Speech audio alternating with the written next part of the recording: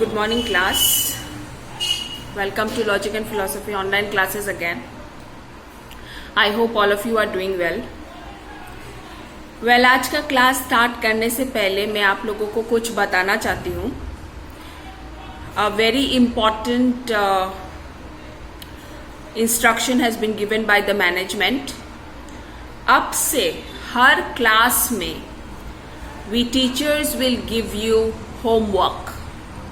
ठीक है, हर वीडियो में मैं एक एक होमवर्क आइदर आप लोगों को करने के लिए दूंगी या फिर याद करने के लिए दूंगी. ठीक है, सो इन द नेक्स्ट क्लास जो लोग कमेंट बॉक्स में अपना नाम कमेंट करेंगे और होमवर्क करके दिखाएंगे, सिर्फ उनको ही प्रेजेंट दिया जाएगा. ठीक है, सिर्फ नाम लिखने से नहीं होगा, आप लोगों को होमवर्क भी एवरी डे करना है. ठीक है, सो जो लोग होमवर्क एवरी डे करेंगे और दिखाएंगे उन लोगों को ही सिर्फ प्रेजेंट दिया जाएगा. So at the end of the month we have to submit your attendance और 80% अटेंडेंस होना जरूरी है for sitting in your final exam. ठीक है, क्लियर? सो आप लोग सारे वीडियो अच्छी तरह से देखें और जो भी होमवर्क दिया जाए प्लीज मन लगा के करें और दूसरे दिन you show me the homework. ठीक है, तो आज का होमवर्क मैं let us start from the beginning, पहले चैप्टर से ही शुरू करते हैं. आज का होमवर्क है what is logic. What is logic. ठीक है, ये क्वेश्चन 6 मार्क्स का डिस्क्रिप्टिव आप लोगों को याद करना है and you have to show me tomorrow. Learn, write and show me, then I will check and I will give you marks. ठीक है, clear? What is logic, 6 mark. Okay, so it should be at least 1.5 page. Okay, clear? 6 marks के लिए at least 1.5 page आप लोगों को लिखना है. सो अच्छी तरह से याद करें, लिखे and you send it to me. You can send it my WhatsApp number. ठीक है, clear? Now let us come to the topic. हम लोगों ने एक नया चैप्टर शुरू किया था, categorical syllogism. So what is a syllogism? A syllogism is a form of mediate deductive inference in which the conclusion is drawn from two premises taken jointly. ठीक है, आज का जो टॉपिक है that is a very very important topic, very important. So कोई भी miss ना करे, please watch the video properly. It is a very important topic and the whole chapter, ये जो categorical syllogism, the whole chapter and it is the biggest chapter in the whole syllabus, ये whole chapter इस topic के साथ related है. so ध्यान से सुने. okay, the topic is very easy though little complex in the sense that थोड़ा confusion हो सकता है. so if there is any confusion I am there to help you. okay, so let us start. What is the name of the topic? The name of the topic is structure of a syllogism. ठीक है, the name of the topic is structure of a syllogism. Syllogism का structure कैसा होना चाहिए, कैसा बनना चाहिए एक syllogism. So मैंने point wise लिखा है, आप point wise ध्यान से सुने. सबसे पहला point, इन अ सिलोसिज्म, किसी भी सिलोसिज्म में there should be only 3 preposition.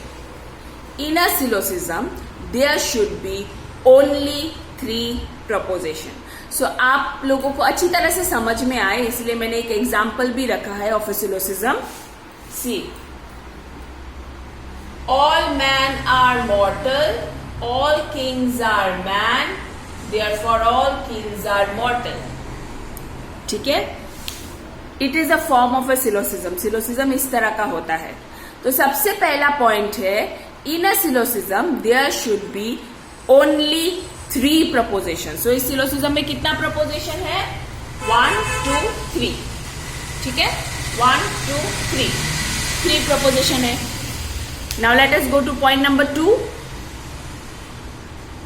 out of the three proposition in a syllogism, two are given proposition, जो हम लोगों के सामने है, जो हम लोगों को दिया जाता है. Okay, so two are given proposition. So in this syllogism, which are the given proposition? The first two, all men are mortal, all kings are men. ये दोनों given proposition है. ठीक है. Now point number 3, and one inferred proposition. Okay, so out of the three proposition in a syllogism, two proposition are given to us and one proposition we have to infer from the given proposition. जो हम लोगों को दो proposition दिया गया है, उसमें से हम लोगों को एक proposition infer करना है या फिर derive करना है या फिर अनुमान लगाना है. ठीक है. So two given proposition and one inferred proposition. So फिर से देख लेते हैं example. These two are given proposition and this is the, therefore all kings are mortal is the inferred proposition. ठीक है. अब तक क्लियर है. फिर से एक बार. In a syllogism there should be only three proposition. How many proposition? Three proposition. Out of the three proposition, two are given proposition, जो हम लोगों को दिया जाता है, and one is the proposition which we infer from the given proposition. ठीक है. Now let us go to the fourth point. Each proposition consists of two terms. So three proposition है. So each proposition consists of two terms. दो terms हर proposition में है. देखते हैं कैसे. First proposition, man is a term, mortal is a term. So first proposition consists of two terms. Second proposition, king is a term, man is a term. So second proposition also consists of two terms. Third proposition, king is a term, mortal is a term. That means the third proposition also consists of two terms. तो fourth point क्या था? Fourth point था that each proposition consists of two terms. मतलब हर जितने भी proposition है, three proposition है, सारे proposition में दो terms है. ठीक है. So दो terms हम लोगों को मिल गए ना. First proposition में भी दो term है, second proposition में भी दो term है और last proposition में भी दो term है. ठीक है. Clear? So let us go to the fifth one. Three proposition, 6 terms. अगर each proposition consists of two terms, इसका मतलब अगर 3 propositions है तो फिर 6 terms होना चाहिए. Right? फिर से एक बार. 3 proposition है. Each proposition consists of two terms. That means 3 proposition है तो फिर 6 terms होना चाहिए. ठीक है. Clear? So let us go to the sixth one. But it consists not 6 but 3 terms, each of which occurs twice. ठीक है. So 3 proposition है तो एक proposition में दो terms है, इसका मतलब 3 proposition में 6 terms होना चाहिए. But ऐसा नहीं है. हम लोगों ने जब क्लोजली ऑब्जर्व किया तो देखा कि एक टर्म दो बार रिपीट हो रहा है. इसीलिए हम लोग जो टर्म रिपीट हो रहा है उसको सिर्फ एक ही टर्म पकड़ेंगे, दो टर्म नहीं पकड़ेंगे. ठीक है. See once again.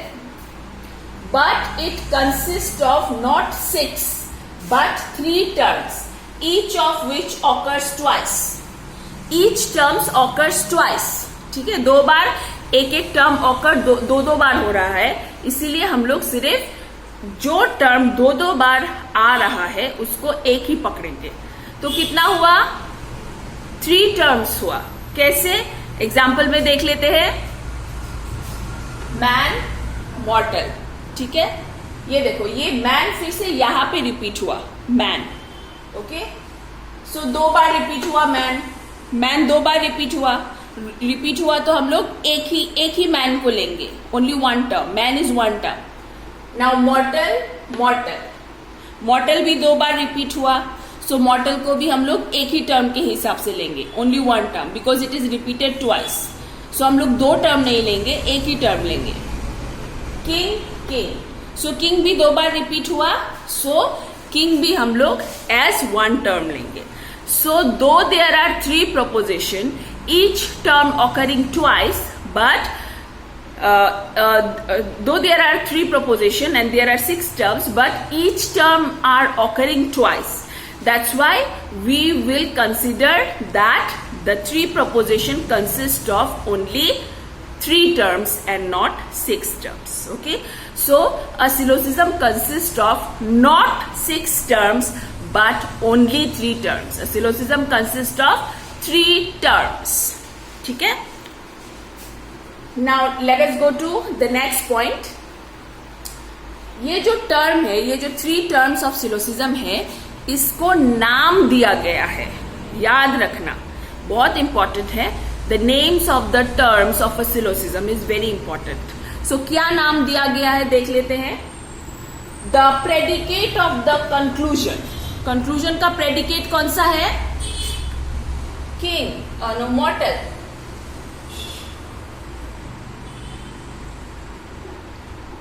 Right? Mortal is the predicate of the conclusion. So, the predicate of the conclusion is, see, the predicate of the conclusion is called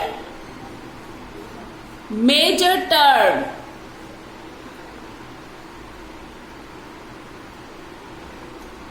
The predicate of the conclusion is called major term. अगर question आए what is a major term, then the answer will be the predicate of the conclusion is called the major term. Now what is the next? The subject of the conclusion. The subject of the conclusion कौन सा है? King. The subject of the conclusion is called the minor term. Okay, king is the subject of the conclusion. The subject of the conclusion is called the minor term. And the term which occurs in both the premises but not in the conclusion is called the middle term. So जो term दोनों premises में है, दोनों first proposition second proposition में है पर conclusion में नहीं है, उसको बोलते हैं middle term. So कौन सा term? Man. Man first proposition में भी है, सेकेंड प्रपोजिशन में भी है, पर कंक्लूजन में नहीं है, इसीलिए man will be the middle term.